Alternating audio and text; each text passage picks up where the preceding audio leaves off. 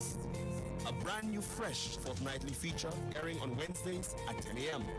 House guests will showcase a cadre of professionals from doctors and entrepreneurs to the next door friendly neighbor. So tune in as we network the community with a platform for open, frank, and informative discussion. Only on Super FM, your community radio station.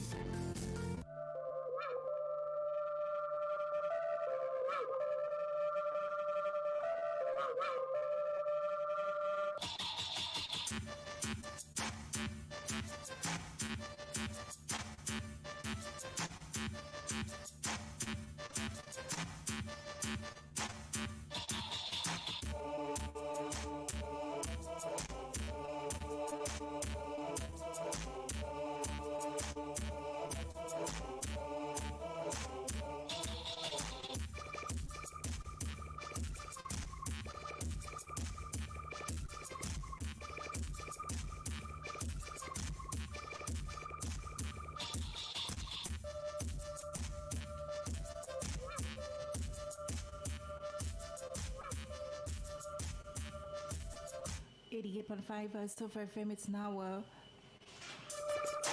13 minutes after the hour of 10 a.m. It's the first Lucia, the Eastern Caribbean. Good morning to all those of you locked in to Super FM, your number one station of choice. And can I say welcome inside of today's house guest for Wednesday, the 9th of March 2022. First of all, let me begin by welcoming our special guest, Ms. Monique Cauldron, Fisheries Officer or Marine Biologist, here with me today, as well as a familiar person, of course, Mr. Newton Aristide. Good morning to both of you guys. Good morning, listeners. Good morning. As we celebrated International Women's Day, let me extend to you our strong and empowering women. How did you celebrate yesterday? Yesterday in the department, we actually had a brunch for all the women in the department. And, our admin staff really went above and beyond preparing food and cake and everything for us. So we had a great day in the office. Nice. Unfortunately for you, but then you empowered nonetheless, for sure. I am very happy to say that I am very supportive of very strong women, and I know quite a few strong women who, including Monique, is very much involved in traditionally male-dominated areas of work. So marine biology, Monique is a certified scuba diver. She does everything that the guys do in the Department of Fisheries. Kudos to you for that.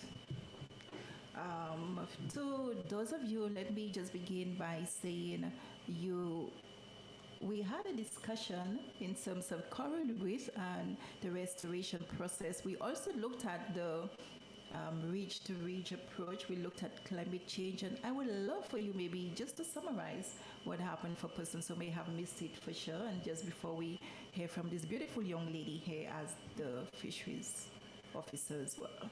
Oh, thank you, Karina. Last time we were here, we spoke briefly about the coral restoration activities occurring in Soufrière. We touched briefly on the need for coral restoration, why we wanted to embark on that activity as a mechanism for increasing the coral numbers and population in the area, and the impact of climate change on corals. We spoke about the livelihood context, where we were training some young persons in coral restoration, and we thought that we could continue and have more of a national speak, and people can have some questions. We can assist in answering. Definitely. Can I allow you, Monique, to just a brief about who you are for sure, for persons who are tuning in and maybe hearing that voice for the very first time? Well, again, my name is Monique Cauldron.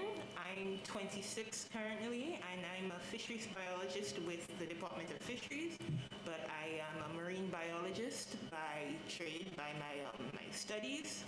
I received a bachelor's degree in the United States, and and then I returned to St. Lucia, and I've been working with the Department of Fisheries ever since. Nice. With anything, there were always challenges. You mind sharing a few of the challenges faced, especially as a biologist and looking at climate change and the drastic role that it plays? Well, one of our major challenges is always trying to convince people to, change their actions in a way that can actually help the environment. Certain things like pollution and disposal of wastewater and things like that. Also, just sustainable actions in the way that you fish, the fish that you choose to eat, and all of that. Just naturally being a small government department, we have our little financial constraints, but we make do with what we can, and we try our best to work as hard as we possibly can to get the work done. Permit me to ask, you made mention of the fish we eat or the type of fishes that we eat, due clarification purposes. Well, I know this may be, somewhat controversial to some people, but certain fish, herbivorous fish like parrotfish, are very, very important to the ecosystem. Parrotfish themselves, like a full-grown, large adult parrotfish, which I have to admit I have not seen in St. Lucia in diving. One alone can make enough sand in a year to be comparable to the weight of a small grand piano. These parrotfish, scientists have estimated that 70% of the white sand beaches in the Caribbean, as well as in Hawaii, the sand comes from parrotfish. As parrotfish graze on algae in the water, they take in some coral and they transform that into sand. For them, it's just waste, but for us, it's super important. And protecting those particular species, even our sea urchins, which are also herbivores, who keep down the algae on the reef and allow the coral themselves to thrive. We have to try to be mindful of the type of things we eat. And also, I'm not just saying, don't eat it completely, but also try not to buy juveniles. If it's a very small fish, there's no point in it being caught, because you're taking it out of the water before it has a chance to multiply and give back to the environment. Nice. Can you also speak to us in terms of land and sea pollution, because we see a lot of that, especially with the improper disposal of garbage and maybe heavy rainfall to an extent? Yeah, the pollution is also a big problem for marine creatures, marine life, because they can smother things. When we're diving, we see fish maybe trapped in bottles. Things like turtles eat plastic bags because they survive off of jellyfish. The plastic bag in the water kind of looks like a jellyfish to a turtle that doesn't know any better. And animals like that even humans, we don't have the biology to be able to break down plastic. So it stays in their stomach, and they feel full all the time because it's just in their stomach, but they're not actually taking in any nutrients, which leads to them dying. So we just have to be mindful of where we're disposing, how we're disposing of things, and trying to reduce our single-use plastics as well. Okay. For persons who may not be aware, yes, there's been the emphasis placed on reducing single-use plastic by 2040 and whatnot, but within your entity, what exactly, are there any national policies that you wish to speak about? Not just for plastics, but in terms of the whole coral restoration processes? Well, I would say for plastic specifically, we do have a project going on, the Plastic Waste-Free Islands project, where we're looking at introducing different reusable materials at some restaurants and whatnot, that you can get a to-go container that's reusable, that you can bring back into the restaurant, and then have that, so you're not taking plastic to go home with, and that can be cleaned by the restaurants and then reused by customers. We have a lot of projects where we're focusing on restoration and improving ecosystem health. We have the EBA project, which is in conjunction with the St. Lucia National Trust, that is focusing on the Pigeon Island National Landmark. In the Pigeon Island National Landmark, they're trying to restore our corals. They're doing assessments of the corals around Pigeon Island, and they're also restoring a wall that near the sea to try to reduce any erosion and sedimentation into the water. And they're also, as part of that project, they're also focusing on the Point Sab Environmental Protection Area, which is an area on the southeast coast, where we're also doing as well some marine assessments and some ecosystem restoration. Apart from the St. Lucia National Trust and made mention the fisheries department, are there other entities involved in such?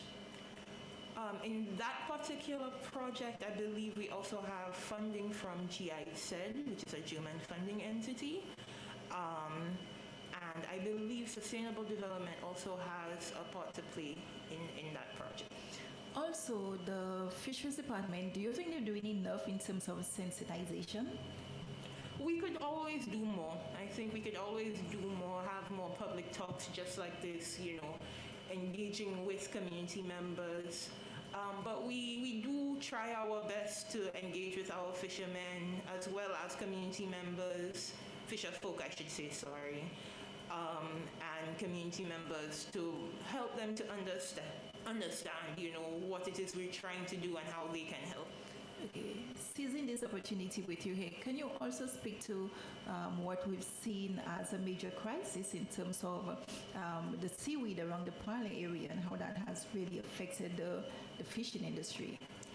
Yes, we are trying to see how we're monitoring the sargassum. We do that every year, a couple of times every year. We go actually monitor sargassum influxes on major points and landing sites in St. Lucia. And we're also trying to see how we can get alternative uses for that sargassum. As well, we received equipment late last year to be able to monitor the hydrogen sulfide that comes off of the sargassum when it starts to decompose, which is the strong smell you smell that can turn your jewelry and everything.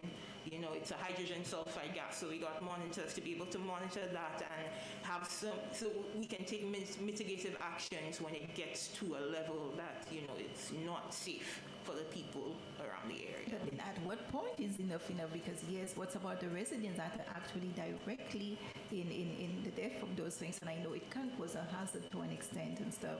So what, in the interim, like looking at the short term, what do you think can be done or what has been done? Well, we have initiatives as well. The National Conservation Authority, they do the beach cleanups and clean off the sargassum. We have an entrepreneur in St. Lucia, Johanna Dujo, who's using the sargassum as biofertilizer and whatnot. But we can definitely look into more collection of the sargassum and whatnot. Yeah, I actually read recently about a project where they're looking at collection of the seaweed before it actually reaches land. And then using that seaweed, whether it's for fertilizer or other things. I think St. Lucia is part of that project. I think it was signed recently in Barbados, if my memory serves me correctly. But yes, the sargassum is an issue. As a matter of fact, the hydrogen sulfide that Monique mentioned is very acidic. And we've actually seen that it can impact the near-shore coral reef and other things in the coast. Including the mangroves. Yeah. Yes. So it has been a recent hazard, and some people argue that it may be a result of climate change, it may be a result of a shifting of the currents, but there's a whole huge project called the SARB Adapt project aimed at monitoring and looking at whether or not they can actually predict when you will get influxes so that people could be prepared, and people like the tourism industry, for example, have been severely impacted as a result of that. I agree to an extent, especially our lovely white sunny beaches, for sure, that maybe take away the pride of having visitors actually coming in to really enjoy that as well. So if I were to say in terms of, you spoke of a lot of sensitization and letting persons know exactly the do's and don'ts, and you, Mr. Newton, you stay. The last we were here, you spoke of a few projects and training that was ongoing. You mind bringing me up to speed with how has it been in terms of getting new persons on board? So far, we were involved. We trained about 12 persons last December. So far, we have trained 6 persons in the rudiments of scuba diving. They've done their initial open water. We're going to start the training, the coral restoration training with them next 2 weeks. And I think that we're going quite well. We still need another 6 individuals, 6 young people to actually start training, and we'd be very happy to do that as soon as we get 6 more. No, and I think you can use this platform as well, maybe to advocate, let persons know if they are interested, they could kindly contact you or whoever else. Yes, definitely. I'd be very happy if I can get 6 young people from, who are just about to leave school. Gender, doesn't matter. Males and females who are interested in the marine space, definitely they can easily contact me. Or Department of Fisheries and say that they're interested, and they'll get on to me, and we can do that. We can always give my number, but then, it is 724-6330. That's an easy way. You could just WhatsApp me. Yeah, thank you so much for that. And also, in addition to Newton's project, which is more focused in Soufrière, we also have the North project, which is being undertaken by the St. Lucia Divers Association, which focuses on coral restoration in the north of the island. Specifically, they have already established a nursery in Cutty Cove, which is 1 cove north of Windjammer Beach. And that's another way that you can get involved if you're in the north and you're not able to travel to Soufrière. They are also looking to get more divers in the water to help clean up the corals and replant and outplant and everything. So we have a couple initiatives going on with the coral restoration. And we need more bodies. We definitely need more bodies. We always need more help. What can I say? I am happy that the information is being put out there, but then sometimes persons, they just lose their interest in terms of how do I benefit from corals, or even coral reef? What is the whole restoration process? And it doesn't speak to a lot of persons. So I think, I'm just saying, how can, the masses be reached in terms of if it's more workshops, sensitization, or maybe people there should be more demonstrations where they actually see what is really happening and stuff, other than the discussion, because their attention span, persons don't always get to listen for too long. So I think maybe something catchy with seminars, or they can see everything, pictured nicely. I agree, and I've also considered asking divers who have been in the industry for a long time if they can share with me any videos or pictures of the reefs as they were before, maybe 20 years ago compared to now, because the things I've heard, I'm only 26, so my diving history in St. Lucia is kind of limited, but the things that I've heard from other people who have been in the industry for a long time, and I know Newton can probably talk to that, to try to actually show people the difference in the reef between years ago and now, what it looks like. I'm sure what I see and I'm amazed with is not anything like what used to be there, but all of our actions and the things we've done where, sometimes people don't know any better. A lot of people think of coral as just rocks under the water. That's what I'm thinking. But they're animals, actually. They're living creatures. And they photosynthesize. They give us oxygen. They give us protection from storms, from waves, because they actually break up the waves more before they reach the coast. So all of that, they really help us in very unseen ways that we might not really appreciate. And I can understand and appreciate that. Maybe the department needs to take more time to actually explain all of these things to everybody so that, everybody knows actually what we have in our waters and how important they are to us. Because if we don't have coral reefs, we don't have tropical fish. A lot of the pot fish we like to eat. I know some people don't like pot fish because it have too much bones, but a lot of people like to eat pot fish. If we don't have healthy reefs, we don't have fish. Things like lobby and all of that, they go in further now because they're not having a good environment, their homes are not good. If your home is not good, your home break up your neighborhood, in a mess, you're going to move. So I learned something. Monique has put it quite nicely, and one of the things, we have this project, the Inter-American Foundation funded project. One of the things in that project involves a tour, so speaking to students, and ideally what we're envisioning is students in the secondary school, probably fifth form, can come and have a tour of the nursery. They can have a quick chat.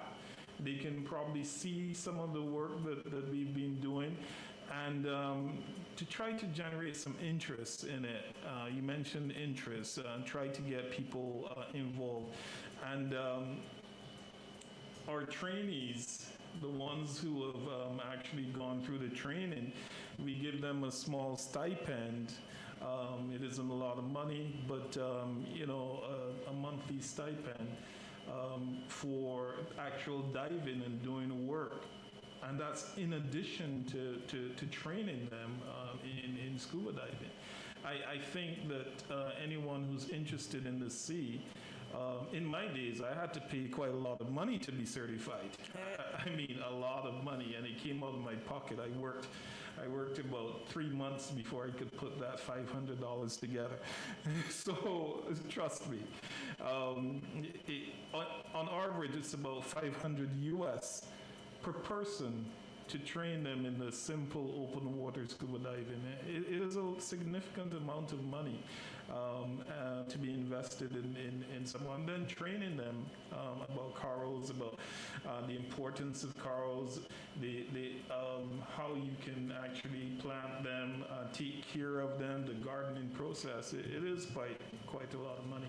And as a matter of fact, the national vocational qualification that if they continue, it is at the level of a diploma.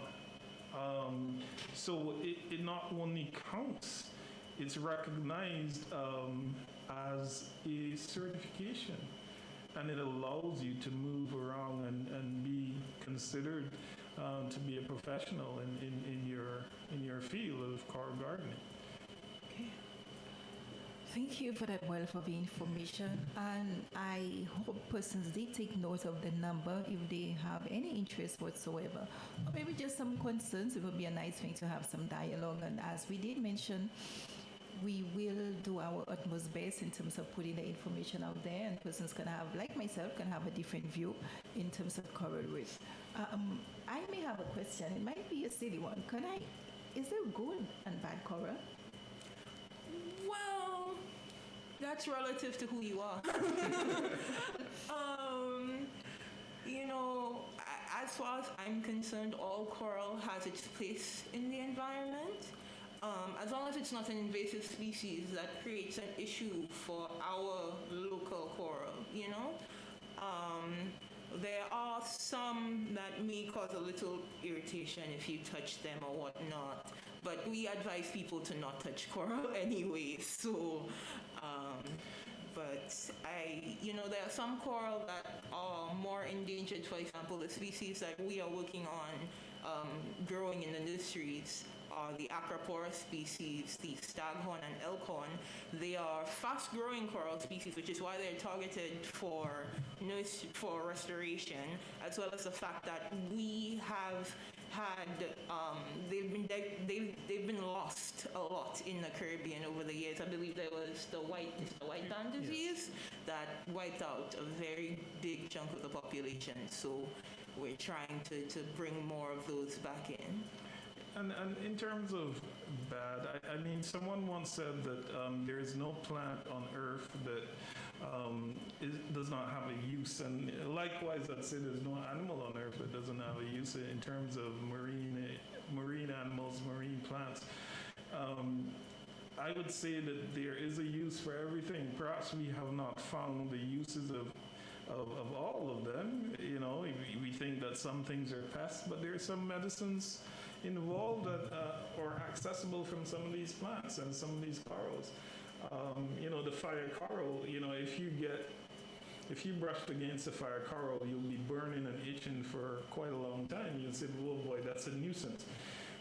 In some instances, our coral gardeners consider the fire coral to be a nuisance on the nursery, because whenever they go to clean, they brush against it, they're in pain for a while. I love the fire coral because when you actually get fire coral growing on the structures in the nursery, no algae comes across it. You don't see any algae, so they stop algae from growing. So, in that ecosystem, there has to be balance. And if everything is at its right place, then we'll have a healthy ecosystem. As long as there's some imbalance, then that's when we start having problems. In terms of coral reef restoration and the cleaning process, how often does that happen? The cleaning process? Yes. Okay. Generally, Yearly? No. no, actually a lot more often. In the nursery at the beginning, we have to clean very often because the first thing that grows on the nursery structures are algae.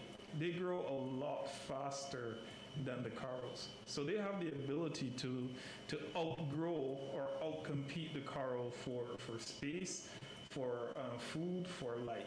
So we need to manage the algae and those algal growth, we need to clean them almost weekly. So what contributes to the quick growth? That's just the nature of the algae. Yes.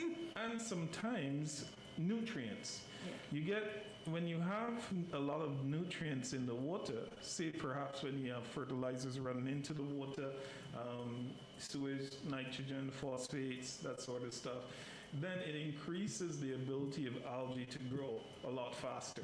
The other thing is, we spoke about the parrotfish and the other grazers. If we don't have a lot of those contribute to reducing the algal growth on the reef. So if we have fewer of those, you tend to have, okay, we don't have enough of those and the algae is going to start growing. So we need to manage it. We clean them almost every week. But once the coral has established itself and it starts growing, then our cleaning regime is reduced, and we are mainly into maintenance. We're mainly into going to see what it is, what they're growing, if there's any disease, that sort of stuff. It's essentially gardening, but we're gardening underneath the sea. Okay, it's like the same thing. You go and you plant your vegetables. You have to make sure that the weeds do not outgrow the vegetables, and you have to keep maintaining it. When the vegetables are big, you don't have a lot more weeds to actually remove. It's a very simple process and concept. 88.5 Surf FM, 20 minutes moving up to the hour of 11 a.m. in Surface and Ocean Eastern Caribbean. Just in case you're tuning in, welcome inside of House Guest. I have Monique Cauldron with me, Marine Biologist, Fisheries Department, and Mr. Newton Aristi, Caribbean, Claire Caribbean, that is.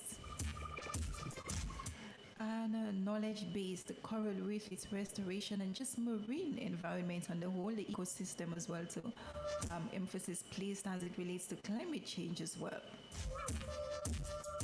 Just before we near our discussion, I would love for us to see in terms of coral reefing and the education process come to life. We have had that conversation, especially in the schools, if something can be arranged where the children will be more one show a deeper appreciation and maybe even attach that to the syllabus. Okay, actually, that's a very good idea. Just 2 days ago, a colleague from Myro in the Grenadine Islands contacted me and said, hey, we want to do a national vocational qualification in coral restoration, and we want to do it in the secondary schools. Can you help us? And I said, you know what? St. Lucia's already developed a national vocational qualification in coral restoration. It's at level 2, and we have level 3, which is at the level of the associate degree. So there's no need to reinvent the wheel. As a matter of fact, in Union Island, most schools have a technical vocational education training group, and they're looking at seeing how they can obtain some funding to introduce coral restoration as something that they can do because they're surrounded by the water. There is a distinct advantage in training young people and people who are actually involved in the marine environment in coral restoration. It's actually, when we think about it, it is actually work that you actually do this work and you're actually certified for being able to do it. I like to say that you learn by doing. So if you're doing this stuff, you're learning how to do it and you're being trained at the same time. And I think that we really need to get the youngsters involved. And I keep saying youngsters, I should say younger folk involved in this sort of activities, taking responsibility, actually letting them know more about what they can do to help the environment and to be part of the process. So I think that the schools are important, and St. Lucia has a very vibrant technical vocational education training unit.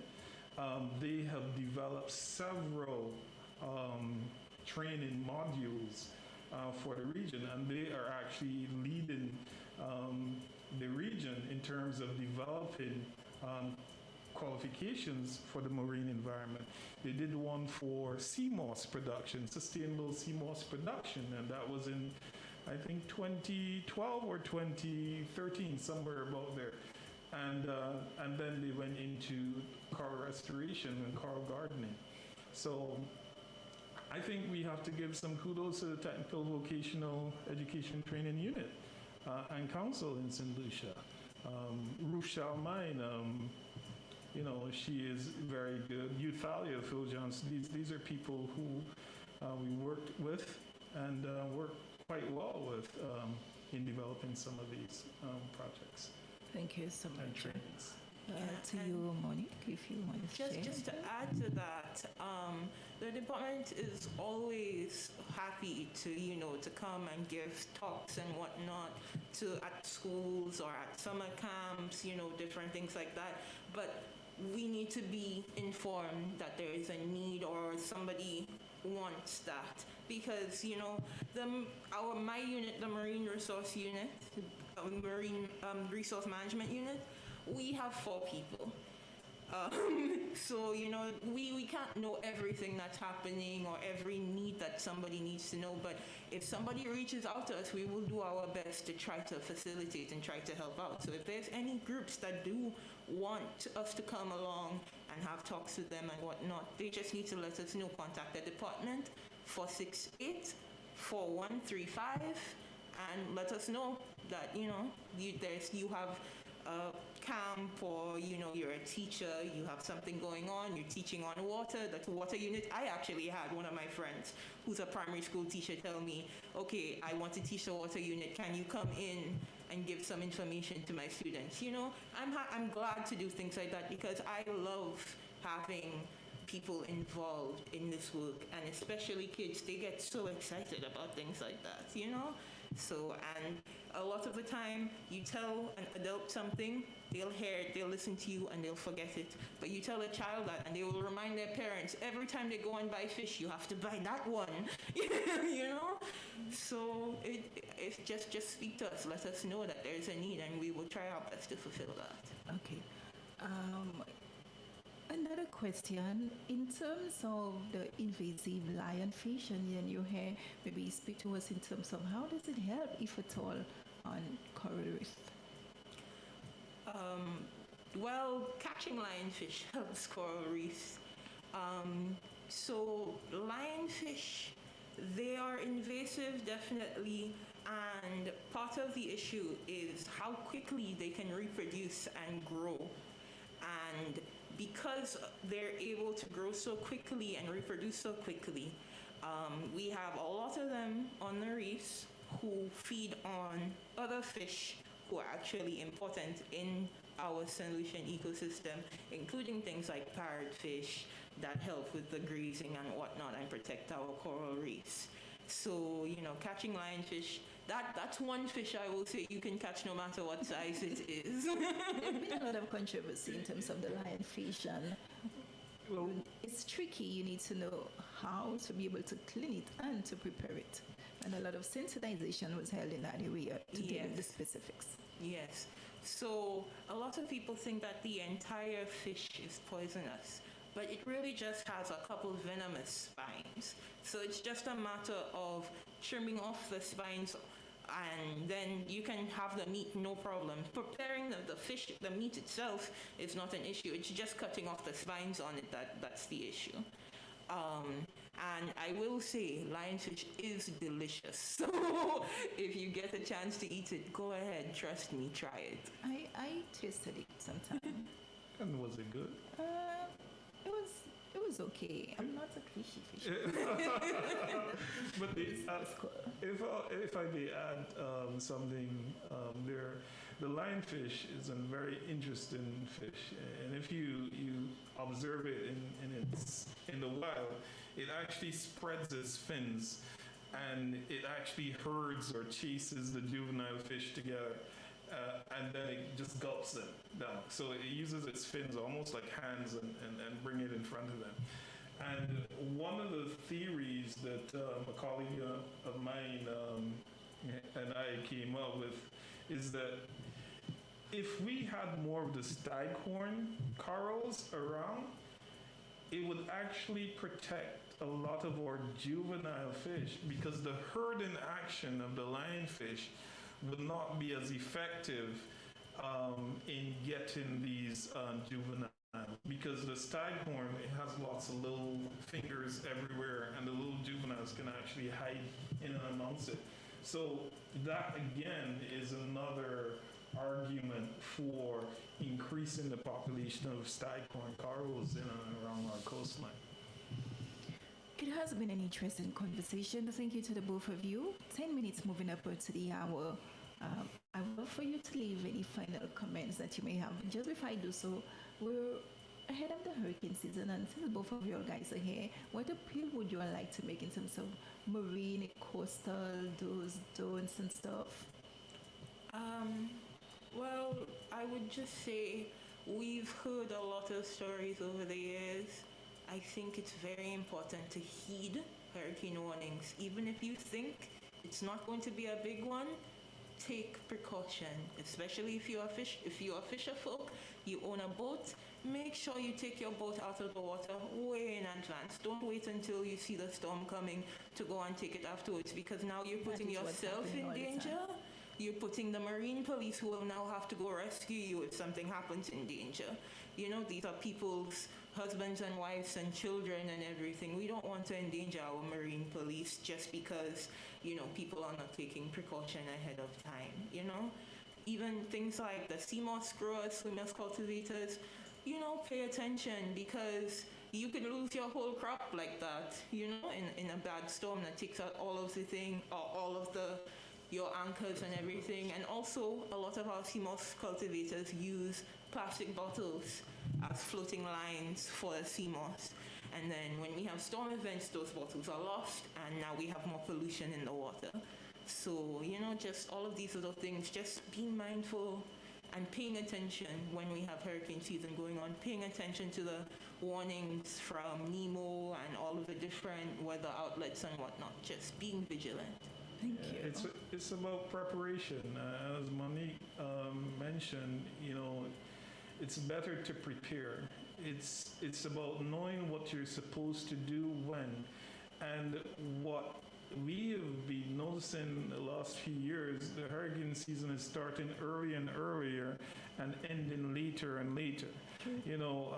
Last year I think there was even a talk of perhaps changing the start of the hurricane season from June 1st to May.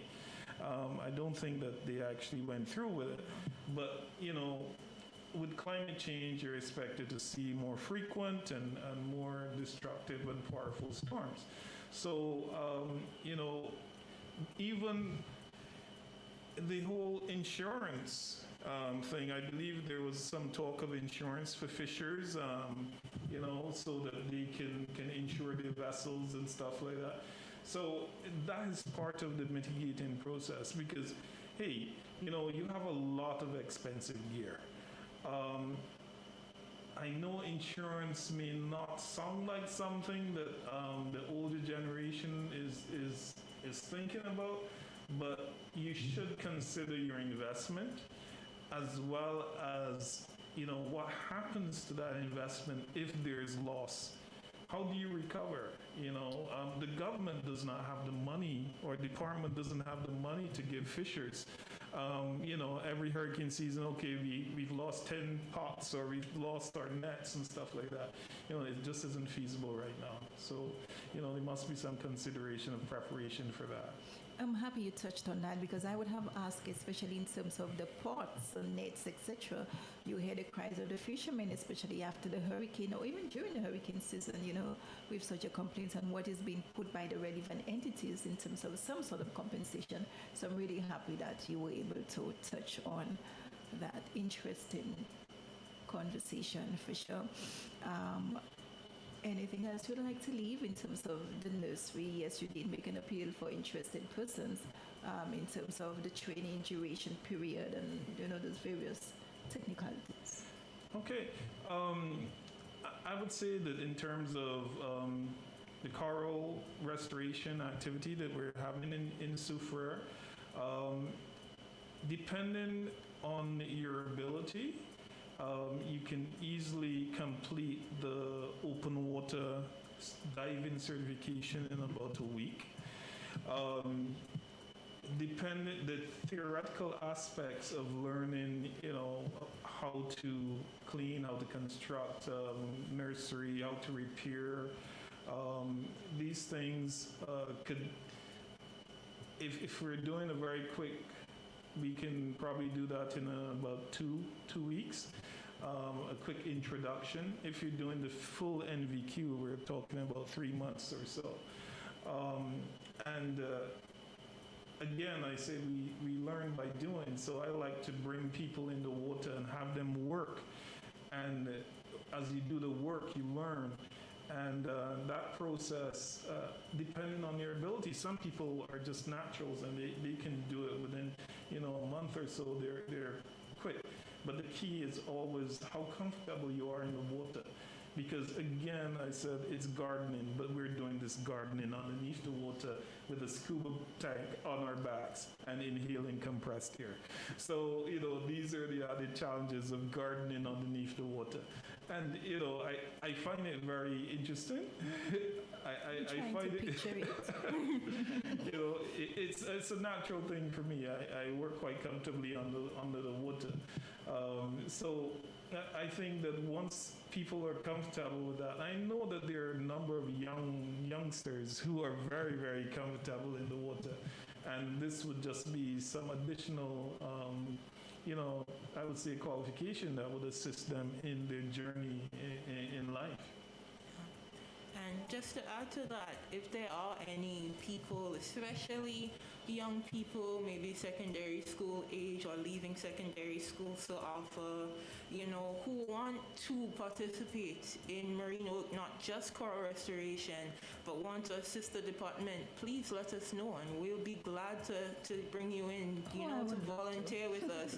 We just had somebody who's actually finishing up her degree in Trinidad right now, but it's a St. Lucian, who came with us last year on our sea urchin assessments.